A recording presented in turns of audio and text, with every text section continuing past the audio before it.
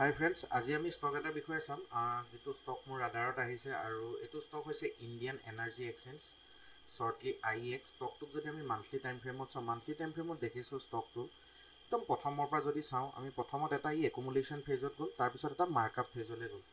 Markup phase হোৱাৰ পিছত kind of accumulate কৰি এতিয়া এটা ডিষ্ট্ৰিবিউশ্যন ফেজলৈ আহিছে। তাৰমানে ষ্টকটো এবাৰ ছাইডৱেজ ফেজলৈ আছিলে, আপমুভ গ'ল, আপমুভ যোৱাৰ পিছত লাহেকৈ এটা পুলবেক দিছে বা কাইণ্ড অফ প্ৰফিট বুকিং হৈছে, কাৰণ ষ্টকটো 52 ৰুপিজৰ পৰা গৈ পিনি আপোনাৰ 320 লেভেললৈ পালেগৈ। 52 যেতিয়া ষ্টকটো 320 লেভেললৈ গৈছে, তাৰপিছত কাইণ্ড অফ প্ৰফিট বুকিং হৈছে বুলি আমি ধৰিব পাৰোঁ, যিটো লাষ্ট 130 লেভেললৈ আহিছে, যিটো অলমষ্ট ষ্টকটোৰ 50%ৰ ওচৰতে নিয়েৰ এবাউট। এতিয়া কি দেখিছোঁ আমি ষ্টকটোত, এতিয়া আমি দেখিছোঁ ষ্টকটো এটা ছাইডৱেজ ফেজত আছে।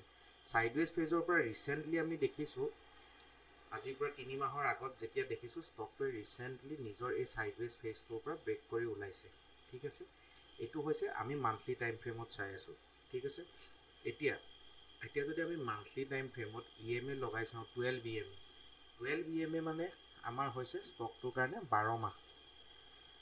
এটা বছৰত আমাৰ 12 মাহ থাকে, গতিকে আমি 12 EMA ডাল লগাই চাইছোঁ আৰু কি দেখিছোঁ, ষ্টকটোৱে 12 EMA তলত ট্ৰেড কৰি আছিলে আৰু এতিয়া দেখিছোঁ ৰিচেণ্ট আজি 2-3 মাহৰ পৰা ষ্টকটোৱে 12 EMA ওপৰত গৈছে। তাৰ মানে ষ্টকটোৱে নিজৰ এবছৰৰ যিটো EMA তলত আছিলে, এতিয়া ষ্টকটোৱে লাহে লাহে বা ক'ব পাৰোঁ যে বুলছখিনিয়ে পাৱাৰটো গেইন কৰিছে ওপৰ ফালে নিবলৈ। ঠিক আছে, এতিয়া যদি আমি ষ্টকটো উইকলি টাইম ফ্ৰেমত চাওঁ, উইকলি টাইম ফ্ৰেমত যদি আমি চাওঁ, আমি 52 উইক যদি হাই লগাওঁ, তাৰমানে এবছৰীয়া যদি আমি লগাওঁ, আমি ষ্টকটো কি দেখিছোঁ, ষ্টকটো 52 উইক হাই ওপৰত চলি আছে, তাৰমানে 52 EMA ওপৰত চলি আছে।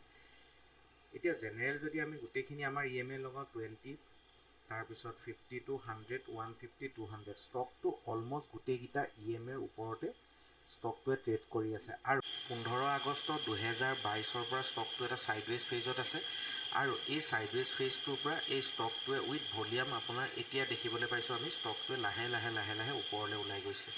তাৰ মানে ষ্টকটোক আমি ক'ব পাৰোঁ 15 আগষ্ট 2022 পৰা আজি আমি ধৰি লওঁ 20 আগষ্ট 2024, অলমষ্ট 2 বছৰ ছাইডৱেজ ফেজ হোৱাৰ পিছত ষ্টকটো এতিয়া লাহেকৈ ওপৰলৈ ওলাইছে আৰু আমাৰ গোটেই মুভিং এভাৰেজ ছেটকেইটাক ব্ৰেক কৰিছে।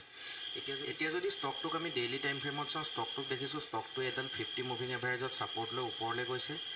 ওপৰলৈ যোৱাৰ পিছত এই ৰিচেণ্ট এটা হাই আছিলে, এই হাইটো ব্ৰেক কৰিছে, আকৌ এটা পুলবেক মাৰিছে। পুলবেক মৰাৰ পিছত এই দিনাখন আমি দেখিছোঁ এটা ধুনীয়া ভলিউমেদি ষ্টকটো ওপৰলৈ গৈছে। এতিয়া ষ্টকটো কাৰেণ্ট লেভেল ট্ৰেড কৰি আছে 195 লেভেলত। যেতিয়াই ষ্টকটো এই লেভেলটোৰ ওপৰত ওলাই যাব, যিটো হৈছে ইয়াৰ 200 লেভেল, 200 লেভেলটো যেতিয়া এই ষ্টকটোৱে ব্ৰেক কৰিব, তেতিয়া আমি ইয়াত বাই ইনিচিয়েট কৰিব পাৰোঁ। আৰু 200ৰ পৰা মই এক্সপেক্ট কৰিছোঁ এইটো ষ্টক আপোনাৰ অলমষ্ট 250 পৰা 295 লেভেললৈকে ষ্টকটোৱে নিজৰ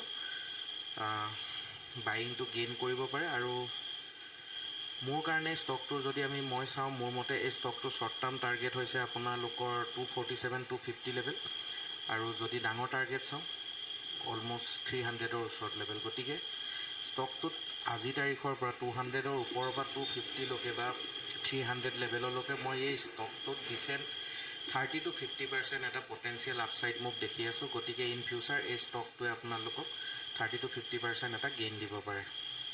ঠিক আছে, থেংক ইউ।